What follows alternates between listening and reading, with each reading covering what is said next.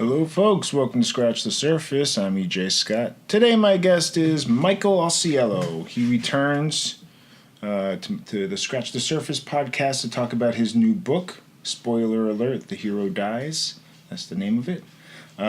Before I talk about what we talked about, I want to give myself a plug.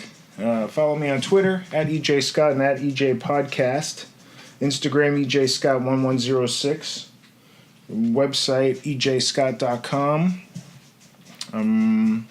I ran marathons in 2012. I ran 12 marathons in 2012 all around the country and was able to get a documentary made about it called Running Blind because I ran blindfolded, and I'm also going blind from an eye disease called choroideremia, and it runs in my family. My brother has it, my nephews have it, my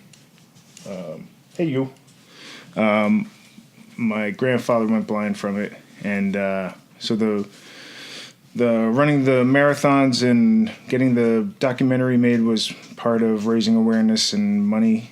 So go check that out. You can find it on iTunes, Amazon, and Google Play. You can find digital copies there.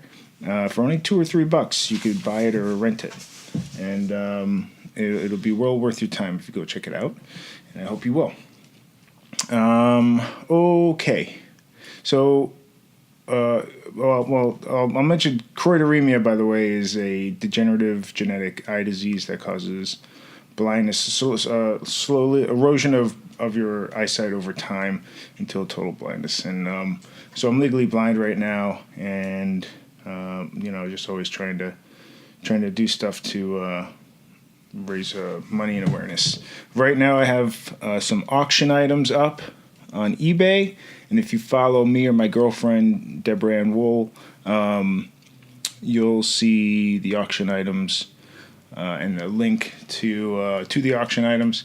We have signed things. She signs a lot of stuff because she's on Daredevil and Punisher and True Blood, and so she's very kind to sign things for me, and other people are very kind to sign things for me too. So I a lot of times have other stuff up there too. So go check that out. Lots of cool items up. Okay. So Michael, I talked to Michael earlier in the year after he finished writing the book, but before it was released. And he couldn't really talk much about the book because he wanted, funnily enough, he didn't want to spoil anything. So if you go and listen to that older podcast, we talk about more of his life, not so much with his husband that died of cancer that the book is about, but more about his own life. So in this one, we talk about more his relationship with his husband Kit, and so we talk a lot about that and what it was like to write the book and see and kind of drudge up those feelings and experiences again of watching the person you love get sick and kind of fade away and just be there for them, and how that changes you and all that stuff and how he got through it. So it was a really interesting conversation. We also still talk about some lighter subjects like his Smurf collection and his liposuction that he had, and bonding with Kit's parents while Kit was sick. What else did we talk about? Well, he's a TV guy. He co-founded TVline.com, so we talk quite a bit about television. And most recently, the Ray Donovan show dealt with cancer in their latest season, and we talk about that. So we talk about lots of good stuff. I'm sorry it's been a while since my last podcast. About a day and a half after I recorded this podcast with Michael, I adopted 2 puppies from Puerto Rico. And my life's been pretty hectic since then. But they're the cutest and really sweet. They're about 6 months old now, maybe 7, I'm not sure. But they're siblings, we think. And so just a lot of training and getting used to each other. But they're great. So I never had a rescue puppy before. The Banner, my dog that I've had now for almost 4 years, is a purebred. So he was not adopted or a rescue. I guess he was adopted. But so after Puerto Rico happened, I felt really helpless, and somebody like me can only do so much. And you donate and you spread awareness and tweets and posts on Facebook and things like that. And I still felt like it wasn't enough. And when I saw these puppies on Instagram looking for a home, I talked to my girlfriend. I said, "What do you think of this idea? We can give these pups a good home and do something from this horrible event." And she said, "Yeah, let's do it." So that's what we're doing. And couldn't be happier with the products that we have, the dogs. They're really sweet. We named them Ripley and McFly after Ellen Ripley from the Alien movies and Marty McFly from the Back to the Future movies, because we're nerds like that. And so our family is growing, and I'm glad it is, and it's a good one. So anyway, so back to Michael Ausiello. This podcast is from October 21st, 2017. And I really enjoyed talking with him about it, his book and his experience. I highly recommend going and either buying his book or buying the Audible or audio version. I listened to the audio version. Again, it's called Spoiler Alert, The Hero Dies. So there you go. And you can, even though this podcast has some spoilers from the book, you'll still enjoy it. So enjoy my talk now with Michael Ausiello. Hi, Mike. Hi, EJ. How you doing? I'm well. How are you? Good. Thanks for coming over. Thanks for having me. Last time we talked like this, it was in New York, and it was earlier this year when you had just finished writing your book. Yes, I remember. I felt a great sense of relief. From talking with me? That happens. That, too. You felt relief because you finished the book, It was because done, you were yeah. working on it for 19 months or something. 18, yeah. Months.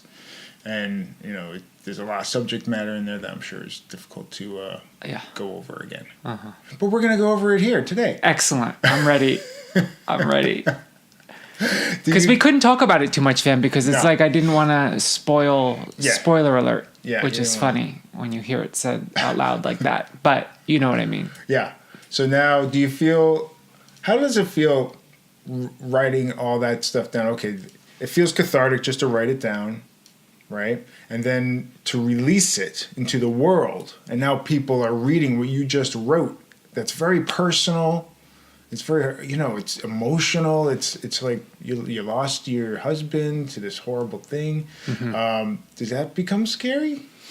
It does right before it happens, but then it happens. And when it happens like this, in a situation where people are just so complimentary and supportive of it, it's not scary anymore. It's like, it feels really good. Like the feedback has been so nice and so heartwarming that it kind of overwhelms any piece of me that is anxious about the fact that I revealed so much about myself in this book. Any issues I had, any weirdness that there might be about putting myself out there. It's the positive response just overshadows it. Yeah, it'd be weird if somebody was like, you know what? I didn't care for your story. Not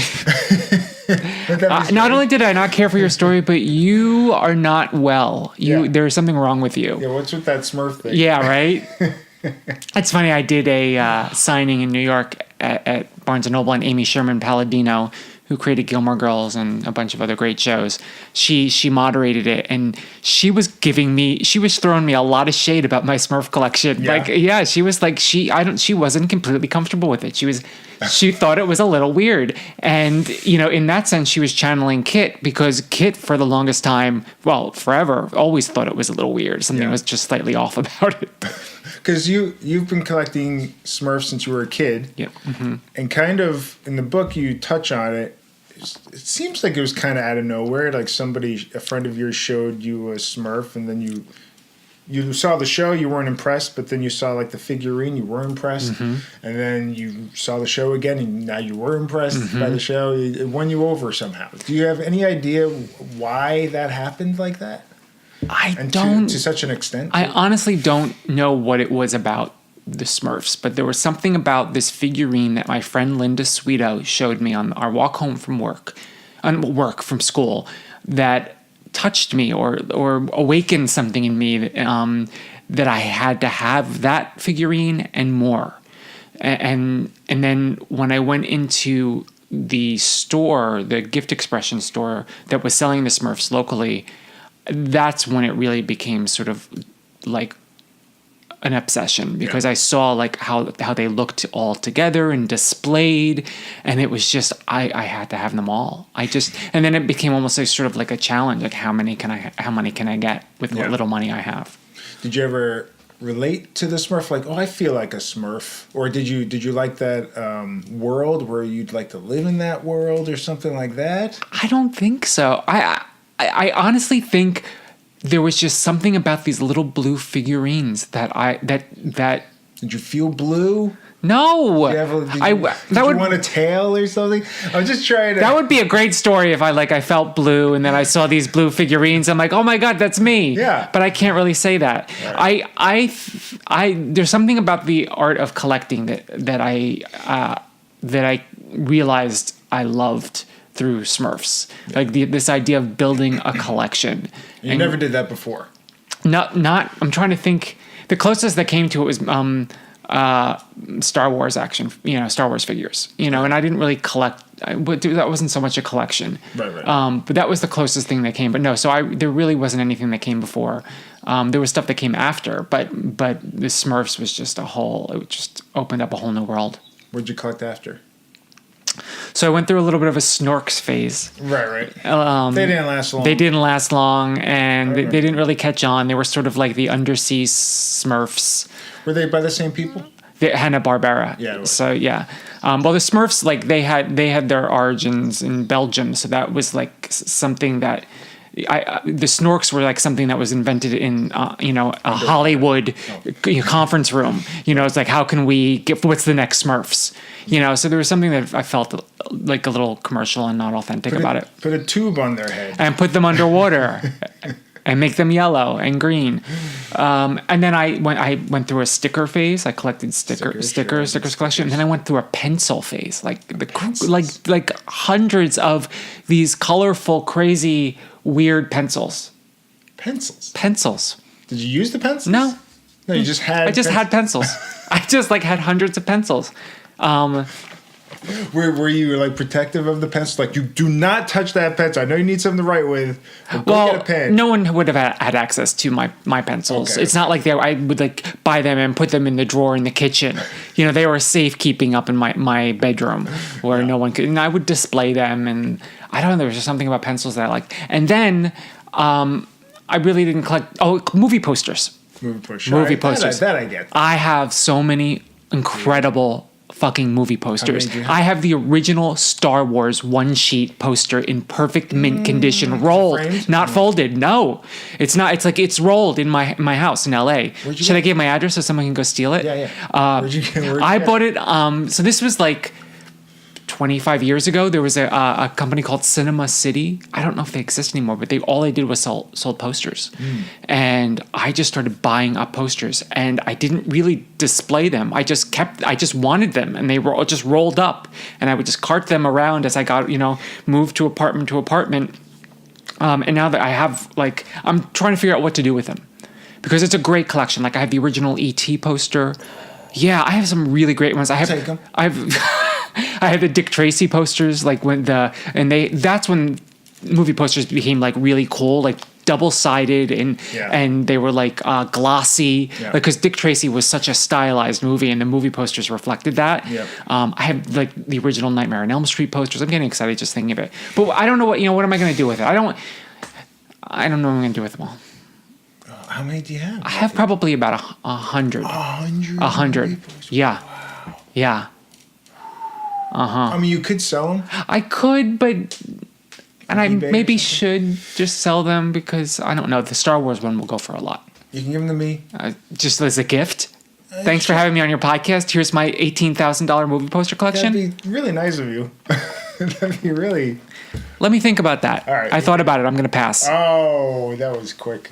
That was too quick. I'll let you think about more. Okay, yeah, I'll get back to you. So then the Smurf thing came back around. So I stopped collecting Smurfs. I took a hiatus. Well, I fucking grew up. Like I was I was like in high school and college. But then something in college happened when eBay, the dawn of eBay, I feel like started to reawaken. Okay. It started to come back, but it actually was even before that. It was before that, because there was a Smurf collectors club that I had heard about, and it was for collectors, specifically for collectors, and that introduced me to this whole world of collectors that I didn't know. Actually, there were other people like me, and they were trading Smurfs, and there was value to Smurfs, and there were new Smurfs being made, and the nostalgia of it, I sort of jumped back into it. And collected more. So what's your collection? I don't know. A lot. 1,000? I haven't counted them. So it's too vast. You told me how big your house is. Yes. Does it fit? Well, or do you have storage? So it's right now. It's they're all in my house, but in a spare bedroom. I'm in the process of finishing off my garage. The garage is going to become the Smurf museum. The Smurf. I gotta see it's gonna be insane. I'm gonna have a party. I'm gonna have a ribbon cutting. A Smurf party? It's gonna be insane. I mean, because this is my whole life. I've been dreaming of this, and I mentioned this in the book for a long time. Like I've really just been carting these Smurfs around, from apartment to apartment, and now I've had it shipped out to LA. They've just been in boxes for the most part. They're coming out finally. They're coming out. They're coming out. Their coming out party is happening, hopefully this spring. It was supposed to be Christmas, but I don't think it's going to happen by then. Wow. Yeah. That's... You'll have an invitation. Please. I got to see it. You could do a live podcast during the opening. Ooh. Mm-hmm. That could be interesting. Although it's such a visual thing, I don't know that podcasting would work at the Smurf opening. We can make it work. Yeah. Make it work. Okay. We'll figure it out. I might do something like that. All right. That's so interesting. So what... are some of them valuable? Yes. There are some there are some that are worth a couple $100, just a single figurine. Okay. Like one of those 2-inch tall figurine things? They're all at that height. Yeah. Yeah, so those, yes. Well, some are, right? Don't they make, some are bigger? Well, they have different, but they're not figurines. Okay. So they're like they're like other things. But yes, there are a couple of the like super rare. There's one that I don't have, and I talk about this in the book, that is really rare, super expensive, like $500 or something.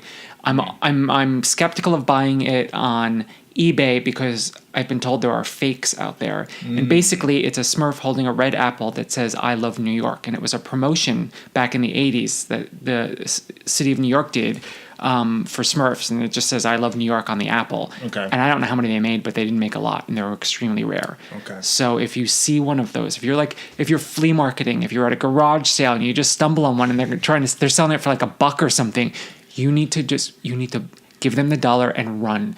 Go to your car and just race out of there like you just robbed the bank. I mean, you could probably get for free. People put that stuff on the curb of their house because they're just trying to get rid of it. Yeah, but the odds of this particular Smurf being on someone's garage sale is so unlikely because it's such a rare Smurf. Well, anybody out there, yes, help Michael out. Fine, give me this Smurf. I deserve it. He's been through a lot. I deserve this fucking Smurf. Yes. This is becoming a podcast about Smurfs. This whole thing. Well, that's what's really important. It really is. It's at the end of the day, it's what it's all about. It's the Smurfs. Well, you mentioned that you did like a Q&A in New York.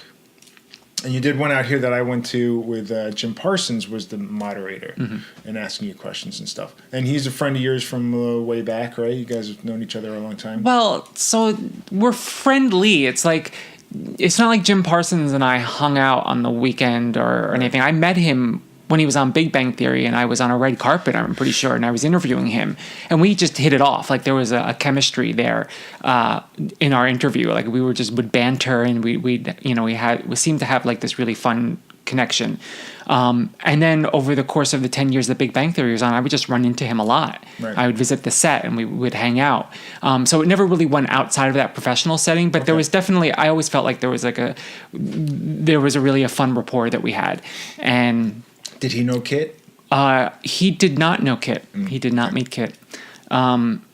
So when this book event came up, before I even had copies of the book, I reached out to him through his publicist, and because I just thought he'd be great at it. Yeah, and I thought it also would be fun to sort of turn the tables, because I'm always interviewing him, and he has a serious radio show with Radio Andy that's really funny about politics. So he's used to interviewing people, right. And he has experience with this. So anyway, so I reached out to him before he even read the book, and he said yes, like sight unseen, that he would do it, which just says a lot. That's nice of him. It is nice of him. And then he read the book and loved the book, which helped a great deal, because then he became really excited about doing the event. It would have been great if he was like, I don't know, I didn't like it. Right. Like, I'm busy. I'm busy now. Sorry. Big Bang Theory has a taping that night. But Jim, it's on a Saturday. We're doing a special weekend shoot. Yeah. Sorry. Big Bang weekend. But he did great. He was such a good moderator. Like, he had 5 pages of notes. He came so he seemed prepared. Nervous too. I think he just wanted to do a good job, and he had nothing to worry about, because it was fantastic. And he asked me some pointed questions. Like, it wasn't like a softball interview. Yeah. Like, he got into some of the nitty gritty of the book. And then when I sort of was like, is this really appropriate for Barnes and Noble at the Grove? He was like, threw it back in my face. Like, you wrote about it. Yeah. And he's right. Yep. It was fair game. And we'll be talking about some of that as well. Oh, okay. Great. So the response, how's this response? I mean, the response has been good positively. Have books been selling? Yeah, the book's selling. I've been told that it's on, I don't know how many printings, but it's beyond its first multiple printings. Yeah. And then at some point there'll be a paperback or yes, the paperback comes out. I don't know when that comes out, but yeah. Will there be like an extra chapter? Sometimes they do that. There's like an extra chapter. No, okay. I don't have any plans for it. And you did the audiobook version, which I listened to. Did you finish it? Oh, yeah. Okay. Did you finish it like last night? I finished it. I wanted to finish it today, but I finished it last night. Okay. Because I wanted it to go right up. Right. I wanted it to be fresh. Oh, okay. I wanted it to be fresh. But you did a very good job. Thank you. How many days did that take to... 4 sessions of 6-7 hours each. How'd you like doing that? I hear that it's not for everybody. It's hard. It was challenging for me. I'd never done it before. I'd never spoken that much nonstop for 4 days. You know, it hurt my throat. Yeah. Like, I suddenly felt like I could relate to Adele. Like, Adele, I get it now. I understand why you need to cancel concerts. I feel like if we run into each other now, there's going to be that immediate connection, because we've both been through the same thing now. She's a big book reader. Is she? No,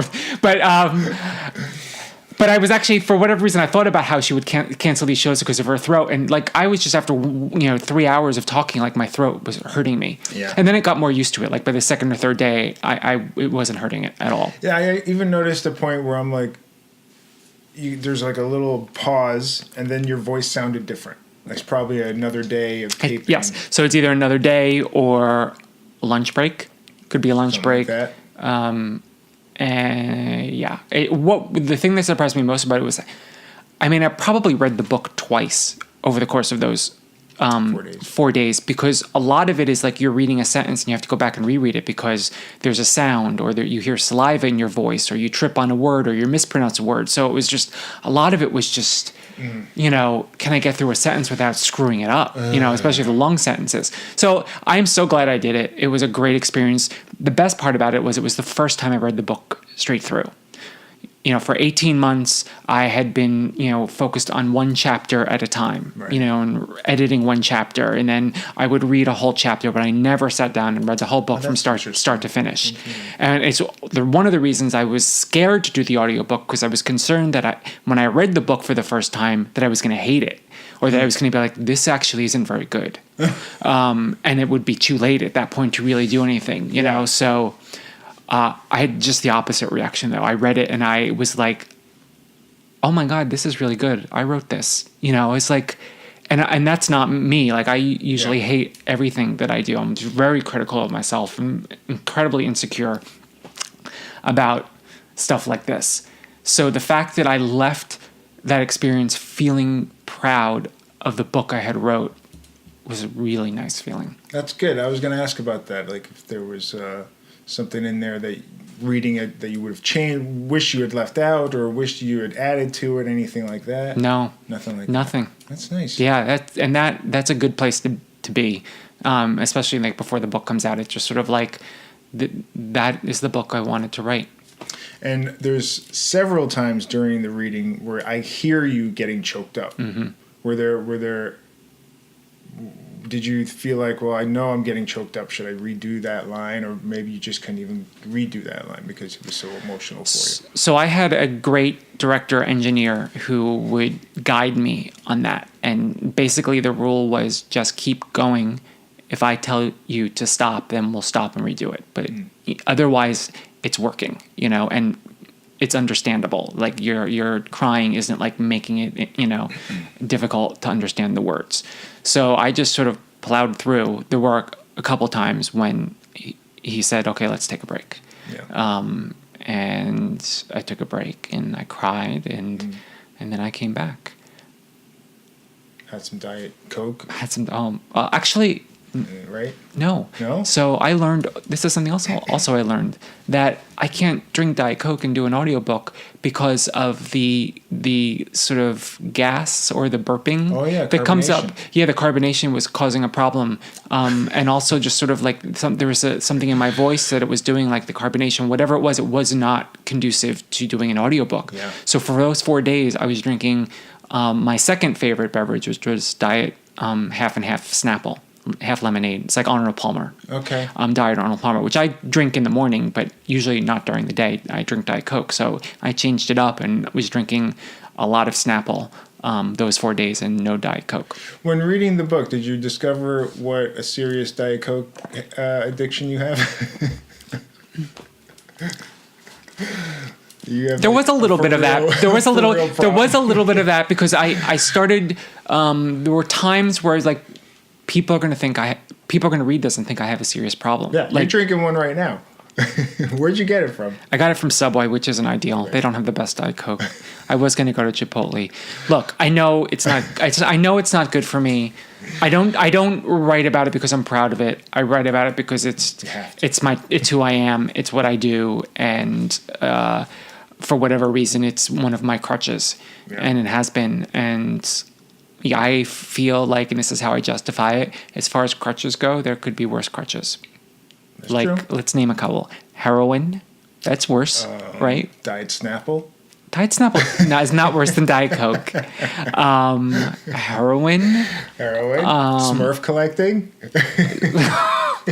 All right. Noted. I have all the vices. I was just joking. I know. That's funny. So do you still collect the Smurf stuff? You still buying? If I see something, like, I haven't bought anything in a while, like, it just for whatever reason. I think it's because I see, once I took the Smurf stuff out of storage in Chelsea and had it shipped across country, I just saw how much stuff I have. And it was just like, there was a feeling of like, let me put a pin in this right now. Let me see what it all looks like when it's displayed. And, time to time I'll go on eBay and I'll see something I like, and I'll grab it. Usually what I'm buying mostly now is original store stock from the 80s, especially if it includes the display component that it came with. Because that stuff reminds me of the experience of walking into a gift store in the 80s and seeing Smurf merchandise. Yeah. I'm not interested in like the new Smurf merchandise. Like people like go to Target and they're sending me pictures of the new Smurf movie merchandise, and I'm just like, delete. No thanks. I am like So you're not a interested. snob about it, I'm too. absolutely a snob about it. And Kit would know. Kit would know because people would reach out to Kit and send him photos. It's like, do you think Michael would like this? And Kit knew exactly what I would like and what I would not like. And it'd be hilarious because sometimes I'd see these texts and his responses and, you know, and how well he knew me and knew what I liked and what I didn't when it came to Smurfs. And he would just be like so dismissive of his friends. He's like, no, are you kidding me? No. He would laugh in your face, you know, That's if you funny. got that for him. So the book is mostly. I like how you wrote the book. It's kind of jumps back in time, and you even have like a TV element to it where he says previously on to talk about stuff that happened way back when. Yeah. Well, in the early stages of your relationship and stuff like that, which was clever. But about half of it is your relation. Well, maybe a third of it is your relationship. A third's the cancer stuff, and then maybe another third is like sex stuff. Okay. Would you say more or less? Yeah, I don't know if I would say the sex stuff is a third. Maybe 25%. Okay, a quarter. But yeah, and it depends what you include sex. It's not like it's not like 25% of Kit and I having sex. No, I know. You know, we were together for 14 years. I guarantee you, we were not having sex 25% of the time, as any long-term person in a relationship knows. But there are aspects of sexuality and and sex and relationships. I feel like that if you're including all of that under the umbrella of sex, then yeah, that's a good chunk of the book. Were you nervous about writing that part of the relationship down? No, I wasn't nervous about it. I just knew that if this book was going to work, if it was going to connect with people, I could not sort of sidestep or censor the sexuality part of it. I mean, we were gay guys in a relationship. There are aspects of our sexuality that are unique to the relationship and that make it sort of different and unique struggles that we faced. And I wanted to put that out there. You know, I wanted people to sort of see our struggle and maybe they'd relate to it. Yeah. And even at one point, Kit mentioned that he cheated with this. He said that he went to a steam room. So this is early in our relationship. Yes, he went to it. He fooled around at the gym. Fooled around at the gym. Mm-hmm. Did you ever get details on that? I didn't get details on that it was vague in the book. It was kind of vague in the book. Yeah, I mean, I knew I think it was like they're probably hand jobs. So just like a stranger in the steam room and just like jerk him off. And jerk him off. Yeah, I don't know if that was explicitly what he said, but I mean, I think that it was understood that that's what happened. I knew that it wasn't like they were having like intercourse. And he seemed remorseful about it. Yes. He admitted it. Well, yeah, because it happened so early in our relationship. Yeah. And yes, he admitted it right away and felt terrible about it. And it scared me. And, but also I was at that point, I was already in love with him, you know, and I was like, something like that wasn't going to be a deal breaker. Okay. Especially since he was so remorseful about it. And then later, when he was diagnosed with the cancer and all that stuff, and it was looking really bad, you asked him if he had sex with this guy, Todd. Mm-hmm. I don't know if Todd's his real name, or if you did, was that a real name, or did you cover it? It's not his real name. So Todd and Kit admitted that he did. Mm-hmm. Do you know details about that? Do you know when that happened? When that connection? I know some details. I mean, I didn't really ask at that point. Like I had suspicions that something was going on for a while. Years or no, not for a year. Maybe a year. Like for about a year, and I don't know the specifics of it, and I don't need to know. I didn't need to know. What I did need though is I needed to hear the truth from him. Yeah. And he needed to tell me the truth. So if he was not diagnosed, if he was healthy Kit, and he admitted that to you, a year later or whatever. How would you think you would have taken that? Because you took it pretty well. You were like, well, look, you're dying. What am I? I'm not going to get mad. I appreciate the truth, but I'm not going to. Yeah. I'm not going to storm off or something like that. Would that have been a different story? I don't know.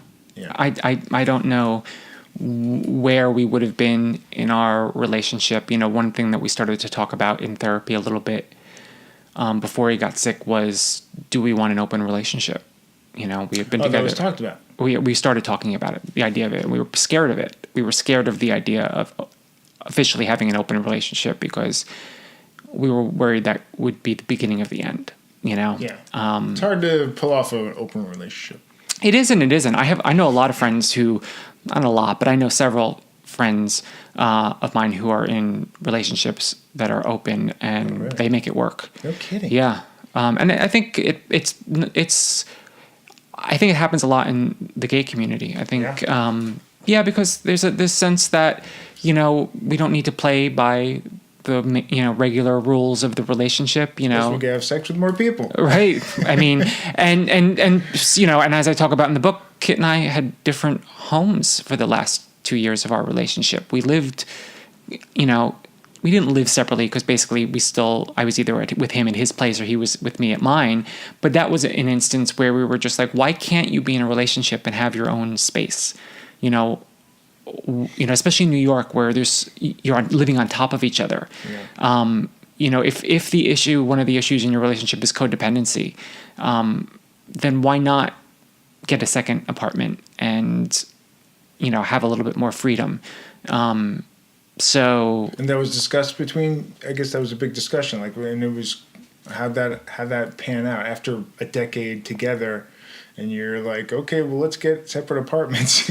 Yeah. Well, and when I talk about it in the book, it was incredibly, weird and awkward and a tough thing for us a tough thing for me. It was tough for me to wrap my head around it because I felt like if we got separate apartments, it was essentially like a soft breakup. We don't have the courage to just say to each other, it's over, let's move on.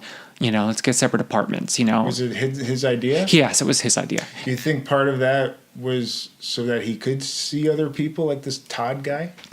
I don't know.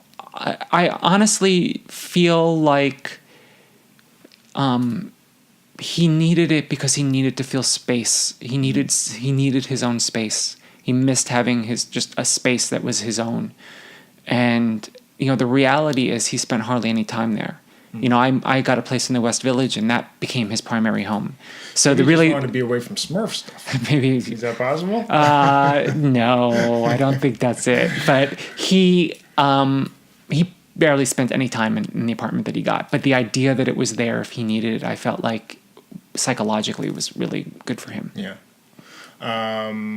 How far away were the two apartments? So I was in the West Village, which was Manhattan, and his was in Williamsburg, Brooklyn. So not too far. Not too bad. So when you wrote this, were you like, oh, Kit's family's gonna read this? Yeah. And I'm assuming they have. Have they? Certain family members have read it. Because for me, that would be hard for me to read. I think if it was my kid or something that died and his significant other wrote a whole story about basically him dying, that would be hard for me to read, I think. Yeah, it would be hard for me to read too. Yeah. They have the book. His parents have the book. They have not read it. They haven't read it. And I've been very sort of understanding and respectful of that. I wanted them to have a copy of it because they're in it. And if they did want to read it, I wanted it to be there for them. But they're not ready. And I don't know that they ever will be. And I'm okay with that. Yeah. Did you see The Big Sick?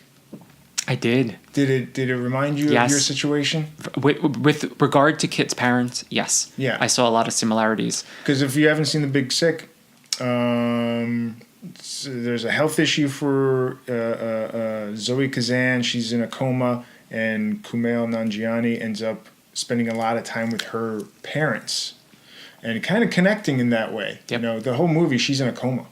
And when Kit was in the hospital, you and his parents spent quite a lot of time together. Yes, they moved into our home for a little while. They moved into Kit's apartment in Brooklyn, which was vacant, because they lived in Pennsylvania and they wanted to be much closer. But I spent a lot of time with them, and we became very close. I mean, in many ways, it was the four of us during those final months, just sort of like hunkered together in that apartment. Bonding? Did you find yourself bonding together? And yeah, I mean, how could you not? people in a foxhole or something? Yeah, absolutely. It's like we were, thrown together in this horrible situation, like this nightmare, and we were all just trying to figure out how to get through it together. And so, yeah, absolutely, we bonded. Do you still keep in touch, I assume? I do keep in touch, not as much as I would like. It's been hard for them, I think, to be around me because it's a reminder, and I get it. I totally understand it. So I'm the one who does most of the initiating and outreach and checking in on them, and that's okay. Where are they again? Pennsylvania, rural Pennsylvania. Yeah. And so you moved out here now. Are we? Is there talk of doing something with the book? Has anybody bought the rights to it? Anything like that? Are you allowed to say stuff like that? Yeah, I'm. There's nothing. No one has bought any rights. I'll say that there's been some interest, which is exciting. Does Jim Parsons want to play you in the film version? All I'll say is there's been some interest, and it's really exciting. And cool. And the thing is, I'm so proud of this book. I'm if all that ever happens is that there's a book, I'm fine with that. And an audiobook. And an audiobook. Well, it's wonderfully written. Thank you. It's really touching. There's a lot of funny moments to it too. You guys had a good point of view of when people learn of something like this, it's easy to just sink lower into a depression and not leave the house and not talk about it and have horrible attitude and feelings about all that stuff. But you guys had your crying moments, but also were like, all right, well, let's do something. Let's go here or there or have a conversation or just enjoy the moment and stuff like that. Mm-hmm. Do you agree? I agree. Or was there more to it that wasn't in the book? Was there depression? Was there stuff like that? There wasn't actually depression. It's such a weird thing. I mean, most of it is in the book, but it's on a day-to-day level. To live with this, it's such a weird thing. It's like, everything, nothing is normal anymore. Nothing is simple. It's just like everything is just like the world completely changes. And even just sitting and watching TV with him, it's different. It's just the whole worldview changes because there just feels like the clock is ticking. The time is running out, and there are just subtle ways that impacts you on a daily basis.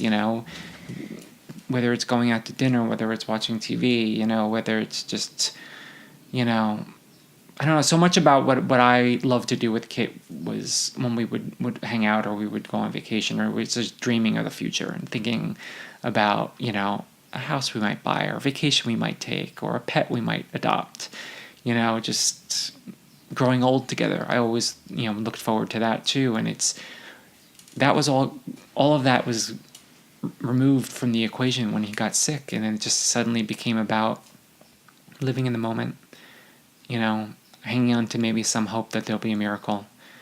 But for the most part, it's just like making the best of every day, making him as comfortable as possible.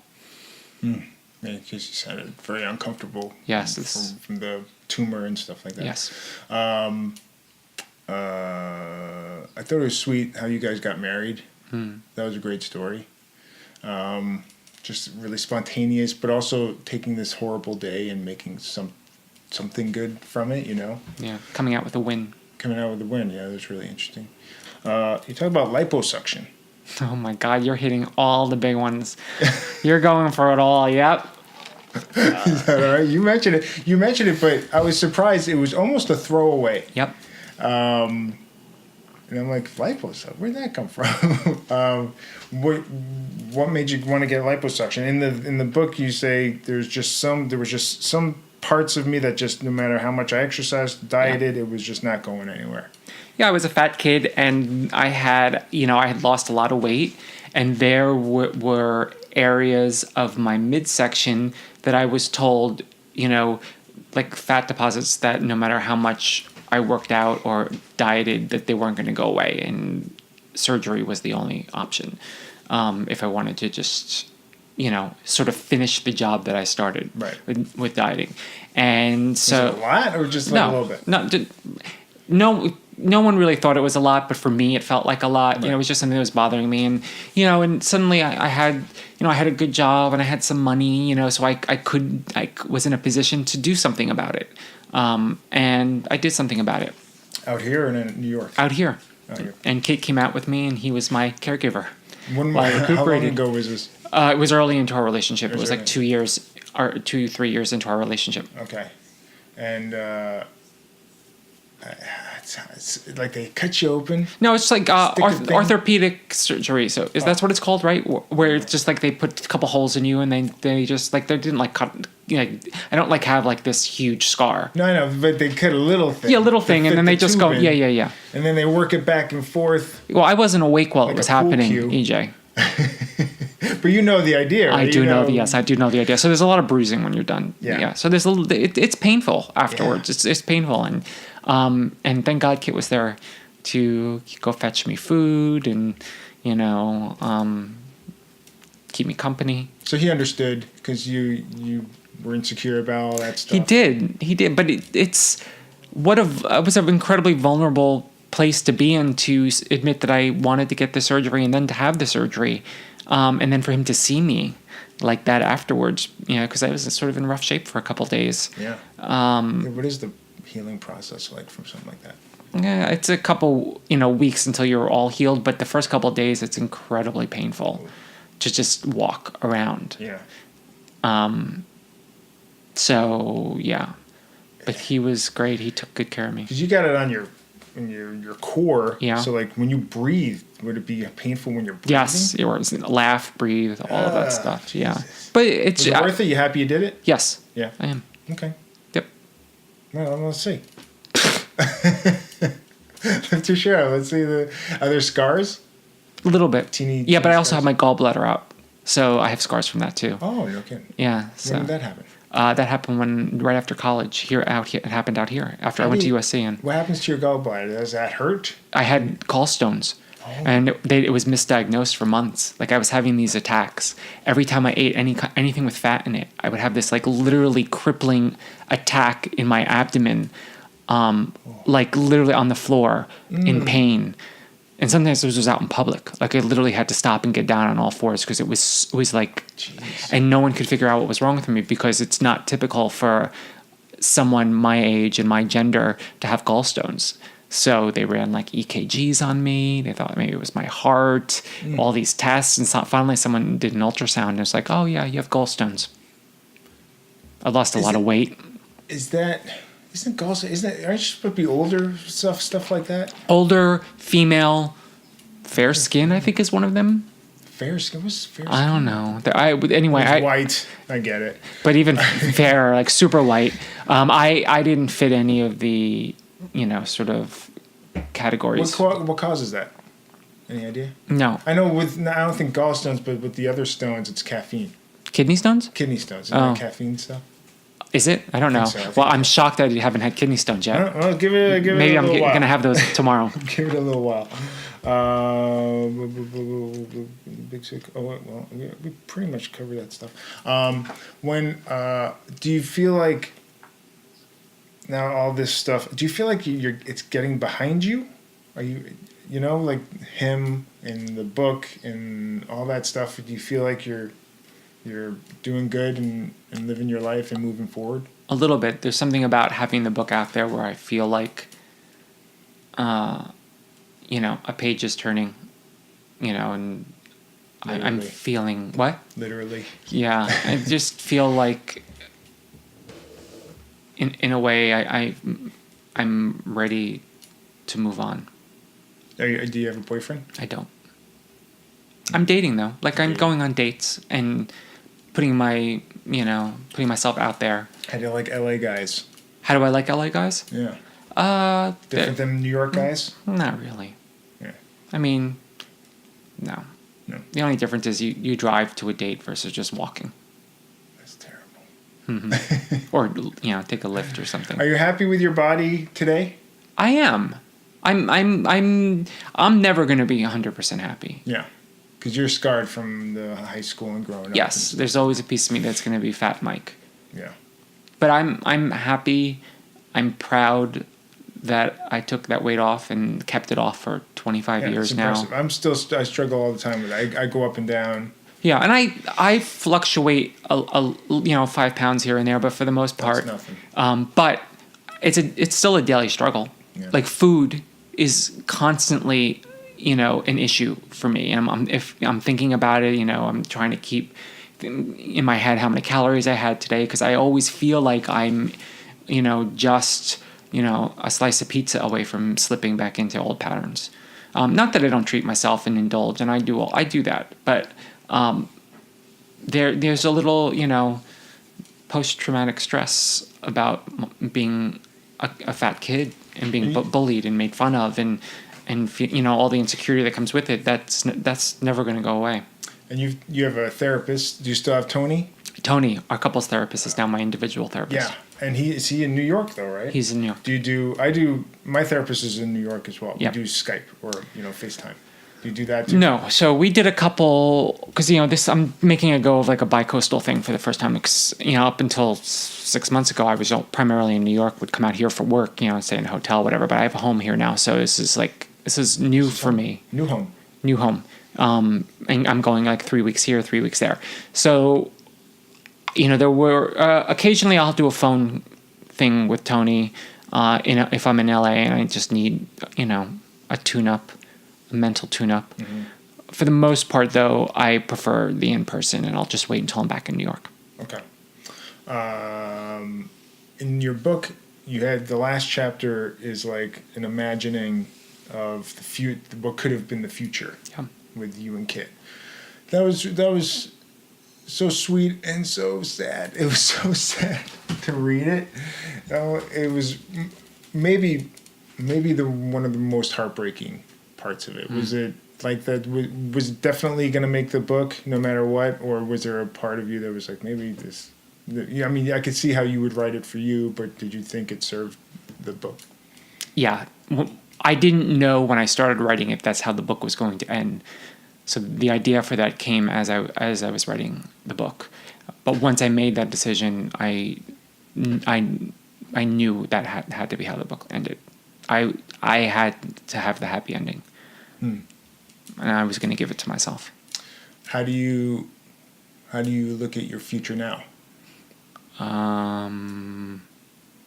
If you had to write now the actual, a new version without Kit, would it be somebody else in his place, basically?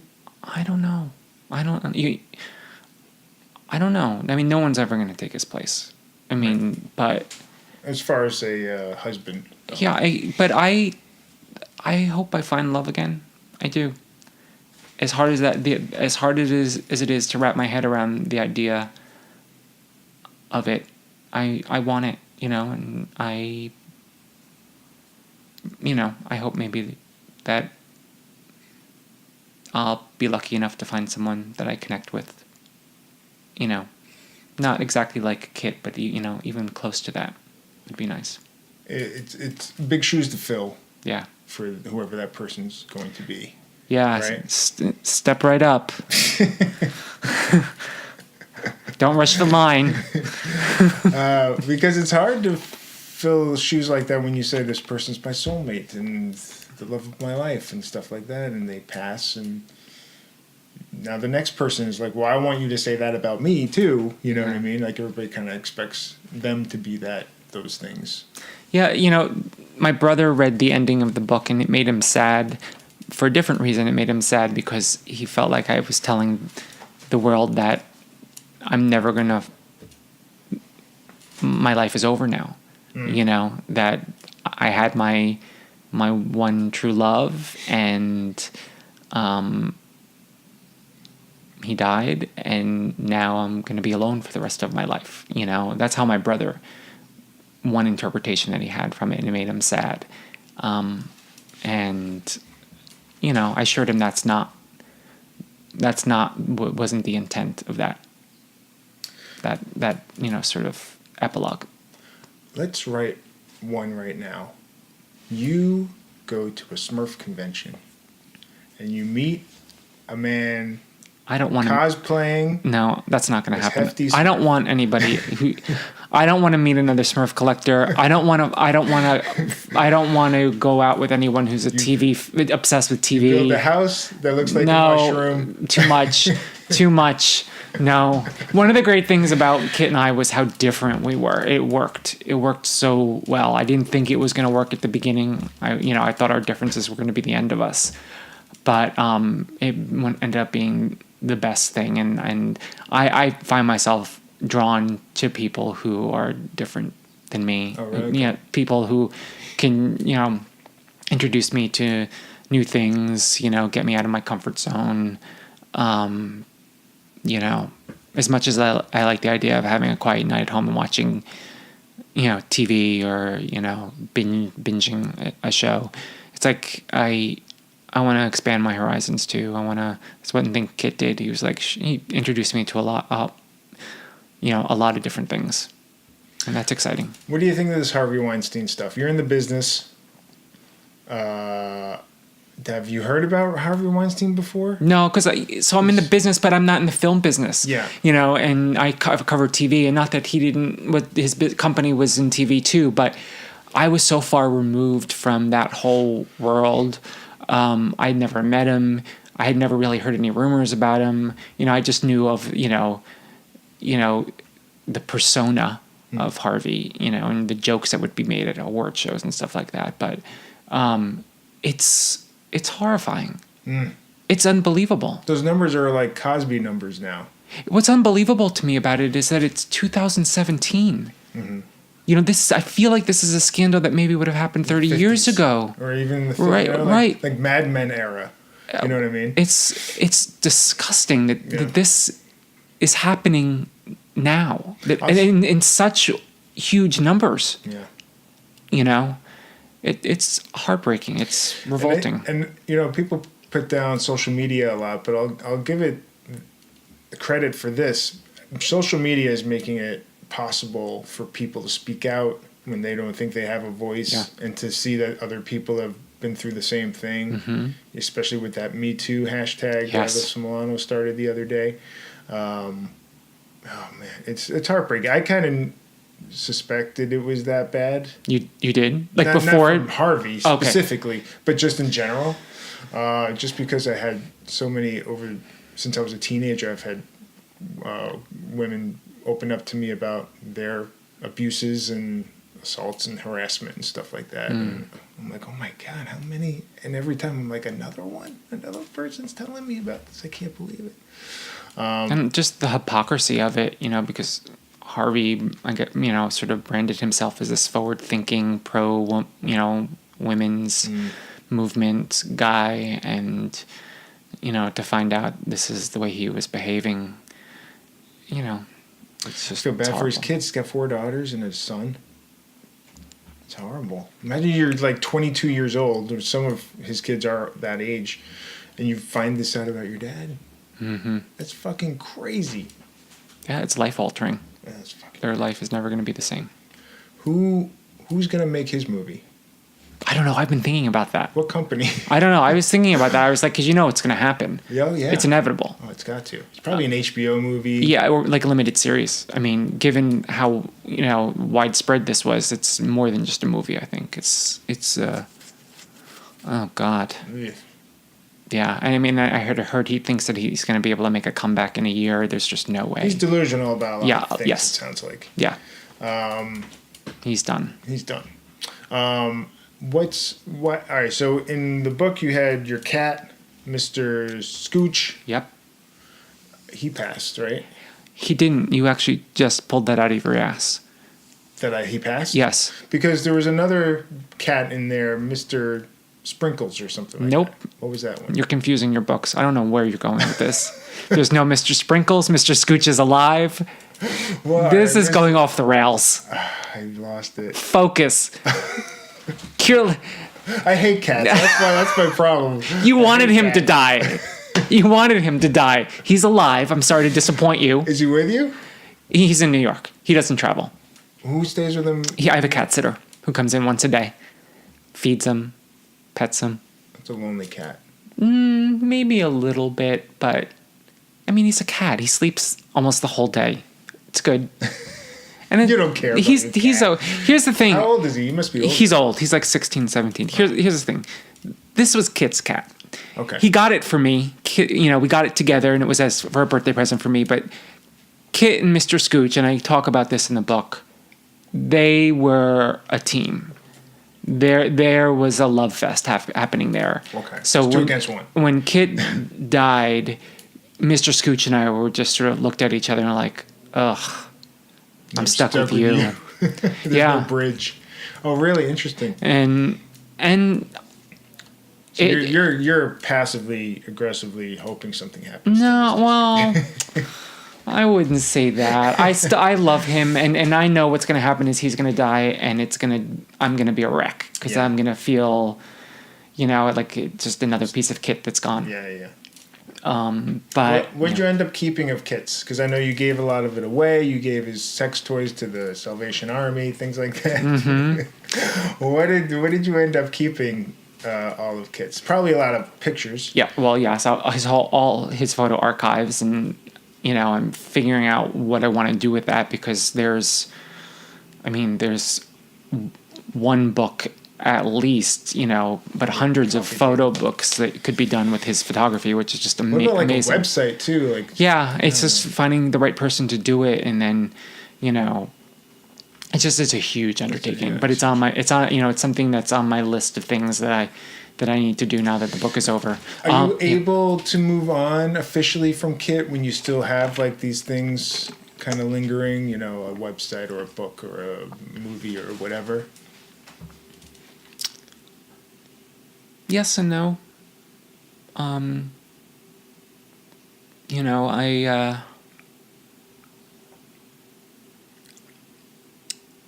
never gonna fully move on.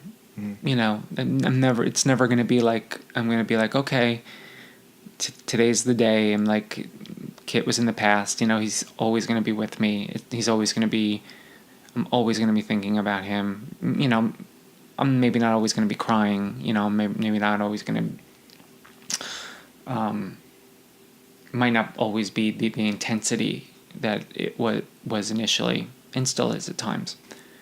But he's always going to be a part of my life, and I feel like I'm getting to a place where, he's with me, but I'm also able to think of my own future without him. Sort of grasp that and make peace with it. That's good. It is important. Good. Yeah. You're still alive. You gotta live, right? Mm-hmm. Do you appreciate things more now? Do you live differently than you did a couple of years ago when he was pre-diagnosed?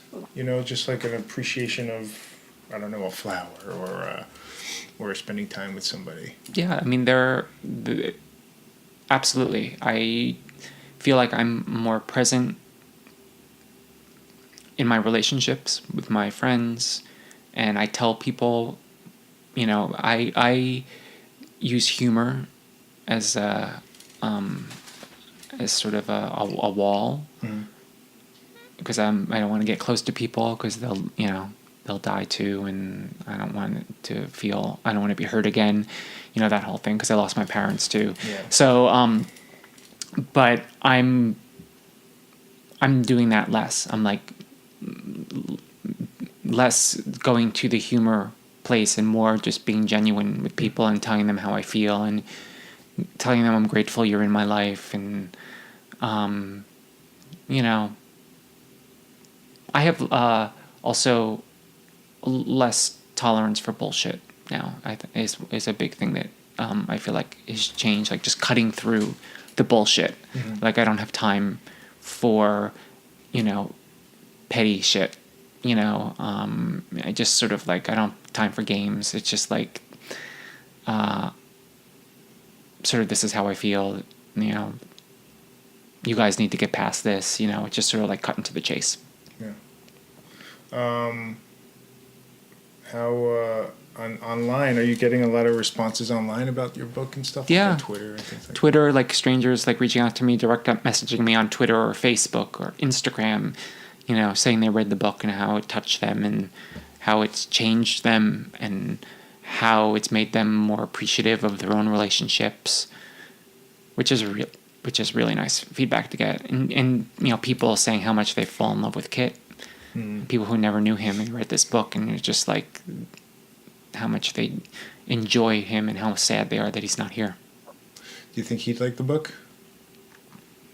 I think he would like the book. I think, and you know, I joked about this at one of the readings, that Kit would have picked apart the design elements of the book. Like he would have probably had, you know, different ideas about the font choice, and he probably wouldn't have been crazy about the photos that I chose, you know, because that was his world, you know, design, and I mean, he was just so font obsessed. And so those are the things I think that he would take issue with. But the book itself, I think he would have been happy with it. That's good. No sequel? You think you'd write a sequel? Like, not to Kit's story, but like in 20 years you have experiences and go, okay, well, here's other experiences I had. Well, if I meet someone again, fall in love, and they die, yes, there will be another book. This will become That's really specific. This is going to become my thing. This is going to become my franchise. Like a Black Widow. Spoiler alert, this one's dead too. This one died too. Yeah. Like a Black Widow. Suspicious. Like right, exactly. Something is not right what here. Happened to your parents? Yeah, right, exactly. I can't imagine a sequel. Who knows? I have no idea. I do think that if there is another book, it will be a prequel. Because there were elements of this book that I ended up taking out that were about my childhood. Because again, the book was already running long, and there just wasn't place for it. Can you talk about some of that? There was a prologue for the book that was about me growing up in Roselle Park, New Jersey, and obsessed with soap operas, and you know, struggling with my sexuality, and just what that experience was like. And I ultimately was like, this doesn't really work in this story. You know, it's entertaining, but this is a different story. This is a story that's not about Kit. This is a story about my life before that. And I think that there's a lot there. I think there's a funny, sad, mostly funny though, story about me growing up. Might be good to write more about that stuff since it's still pretty, you know, in you, ingrained, and still affects you, it seems like, too. Yeah, you know? yeah, definitely. Because Deborah had a hard childhood, and that stuff still affects her. I had a hard childhood. I feel like it doesn't affect me as much. Maybe I'm in denial about it or something.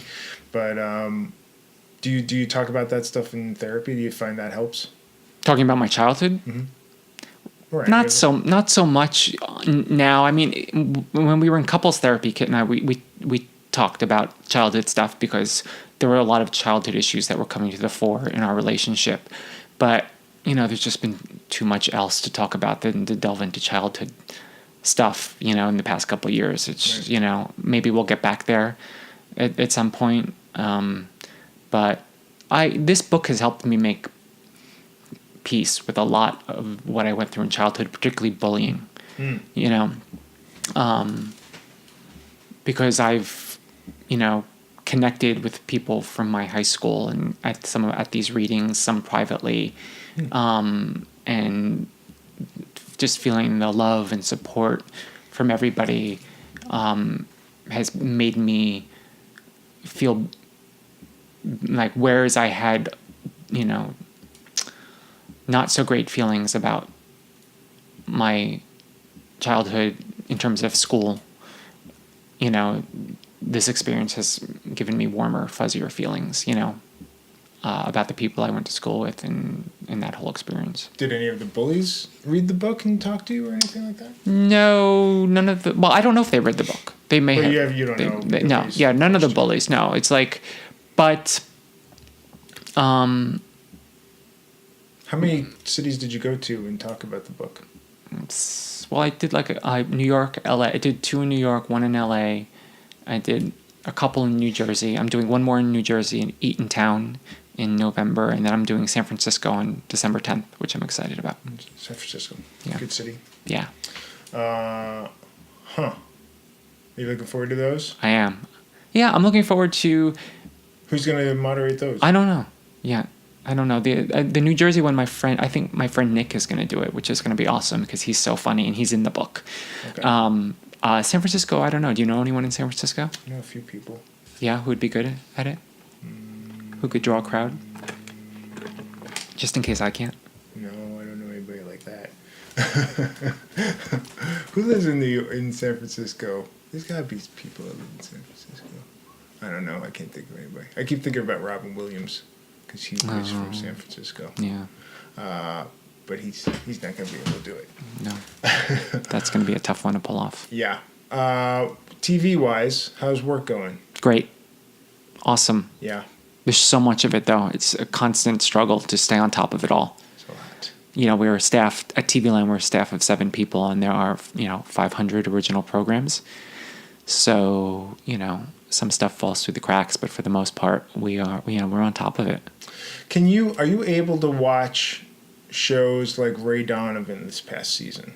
Like I'm up to date on Ray Donovan. I don't know if you're watching it. I am. You are watching it. Yes. And you know what it's So that was a little difficult. Yeah. One of Ray Donovan's wife is going through cancer and dies of cancer. Yeah. This season and shows it over the season. The thing about that is it's made me much more critical of cancer stories in entertainment. After my mom died of cancer, but after having now gone through it a second time, I feel like I'm a little bit of an expert of what it's like to watch someone die of cancer. Sure. And I was not a fan of how Ray Donovan handled the death of Abby. Mm-hmm. And I wrote about it on TV Line. I felt like Paula Malcolmson gave a fucking incredible performance and did the best with what she was given. But it felt to me like a lot of it didn't ring true for me. A lot of the storyline, a lot of it just felt a little contrived and a little, in service of the lead character, Liev Schreiber's lead character, like giving him storyline, rather than doing justice to this character who was dying of cancer. Anyway, I had some issues with it. Yeah. It's probably personal, very personal, What are you watching right now that you're enjoying? I just watched Mindhunter. Oh, yeah. On Netflix. New Fincher. Yeah, Fincher, Jonathan Groff. I liked it. I like true crime stuff. I like almost all of Fincher's stuff. Me too. I like his directing style.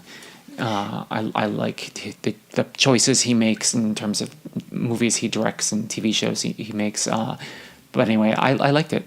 Yeah. I liked it. What else are you watching? Will and Grace revival. Sure. Love it. The first episode of the season, it was very Trump heavy, anti-Trump. Yeah, I wasn't really crazy about that one, but I was okay with it because I laughed. It was, but now that I've seen the first 4, it was probably my least favorite of the 4. Mm-hmm. I feel like they're getting progressively better. Well, there's a lot less of political stuff as it goes along, but it's funny that people were so against it because the why the show came back was because they made like a 10-minute short that was all about voting, very political. Yeah. So obviously, at least the first episode is going to be about politics. I was not surprised by that or anything. I think other people were like, I can't believe they did this. I was so excited for it to come back. And I'm like, didn't you see the other thing?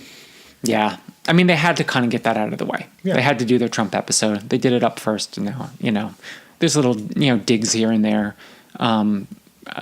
toward Trump. But, the thing is, Karen is a Trump supporter, Megan Mullally's character. So that sort of, I guess, balances things out a little.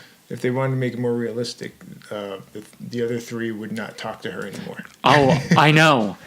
And in fact, I raised that. We do this column every week on TV Line on Fridays. We do it's like a 20 questions column. It's like questions we that were raised, or things that questions we came away with after watching TV this past week. And one of them was, would the three of them really be so okay with Karen being a Trump supporter? Given some of the anti-gay stances that he has taken. Yeah. Or have Karen change her views. Right. Views. That would be really interesting, actually. Yeah. What else are you watching? Will and Grace. I mean, I'm watching so much, but oh my God. Stranger Things. I've seen the first 2 episodes of the new season. Ooh, and excellent. Thumbs up. Ooh. Yeah, when is this going up? Because I'm not allowed to say that until after Monday. It'll be after Monday. Okay, so really good. Okay. Yeah. I'm really excited about that. I need to see it. Deb and I got... You haven't seen the first season? Oh, I saw the first season. All right. Well, it hasn't come out yet, so it doesn't come out till next week. Deb and I got invited to the... Premiere last season. Okay. Before it was a thing, before Stranger Things was a thing. Yeah. And so we went not knowing really anything. I just saw the trailer, and I was like, oh, this is a good show. I saw the first 2 episodes. Yeah. And then it just blew up. It was like one of these just sort of slow burn sort of explosion that was happening. And I remember because at first, I didn't know what to make of it. And then everyone was talking about it. And then I watched it and I was like, holy shit, this is good. Yeah. It pushed all my buttons, my 80s nostalgia button, my horror button, my sci-fi button, all of them. And we were promoting it and stuff. So I'm like, oh man, I hope we get invited for the second season. We were pushing it so hard. Yeah, I don't think we're gonna. I'm trying to think if there is one. I'm sure there is. I'm sure there is. If they did one last year, they'll do one this year. Yeah. And that Finn Wolfhard just ditched his agent. Yes, I saw that. Oh, everything's coming out now. Everything's coming out. There's a lot of people shaking in their boots. Yep. Good. Good. You should be shaking. Yeah, you should. And hopefully you'll get found out. Mm-hmm. Have you experienced things like that for yourself? Harassment? No, I've been really lucky. I've had great bosses and mentors, and no, nothing like that. And I haven't really even witnessed much of it, which makes all of this all the more sort of shocking and horrifying. What a year. Yeah, seriously. Jesus. All right. Well, hey, anything else you want to talk about? Anything else you want to plug or anything? No, my book is available in bookstores and Amazon. Audible. I recommend the Audible. I like how you would read it and you would deliver a line like it's it's nicer. It's nice to hear it. I hear that a lot from people. They're so glad that they did the audio versus the book. And there's people who just love to read though. Yeah. So there's something for everybody. Something for everybody. Yeah. The old schoolers and the new schoolers. Mm-hmm. No, I don't have anything to add. Thank you so much for having me on. Thank you for coming on again. Maybe you'll come on for a third time. Maybe the Smurf Palooza. Oh my God, broadcasting live from the Smurf Museum Palooza ribbon cutting. Oh my God. I hope it happens. I hope it all comes together. It'll basically be, Mike, this is an intervention. Exactly. You're going to come over in the guise of doing a podcast, and it's going to be like, you need help. You need help. We love you. Serious help. But it's time. And then in front of you, we just burn all the Smurf stuff. My kid always threatened to do that, to melt the Smurfs down. He would threaten, like when I was like, when you go to LA next time, I'm gonna melt all your Smurfs down. You can melt it down and then make one giant Smurf. One big block of Smurf. Oh my God. Well, Instagram, Twitter. What do you want to plug there? Yeah, Instagram, Michael Ausiello. My name. Twitter is the same. TVline.com for all your latest TV news, scoop, recaps. Very good. Yeah. All right, man. Thank you so much. Thanks for being here, and congratulations with the book. Thank you. You're very brave for writing it. Thank you for listening to it. Of course. And best of luck in your future endeavors. Thank you. And scene. There you go, folks. That was my talk with Michael Ausiello. Thank you so much, Michael, for coming on and talking about this stuff to me for a second time, really. Really enjoyed talking with you. And once again, folks, go get his book on audio or hard copy. I have both. So I'm going to do a lot. It's annoying. And so I'll change it. That's better. Follow me on social media. EJ Scott on Twitter. EJ Podcast also on Twitter. EJ Scott 1106 on Instagram. EJScott.com website. What else? Oh, Running Blind documentary on iTunes, Amazon, and Google Play for just $2 or $3. You can rent it or buy it. It'd be well worth your time and money to go check that out. Check out my eBay auctions up right now. Let's go check that out. You can find links on Twitter and my Facebooks and my girlfriend's Twitters and Facebooks and Instagrams and stuff like that. So that's about it. Thank you very much. Sorry for the long wait from the last podcast. I got a couple more I'm going to put up soon. So subscribe on iHeartRadio or on iTunes and don't miss any of them. And check out my past podcasts. And thank you so much for listening, and we'll see you next time.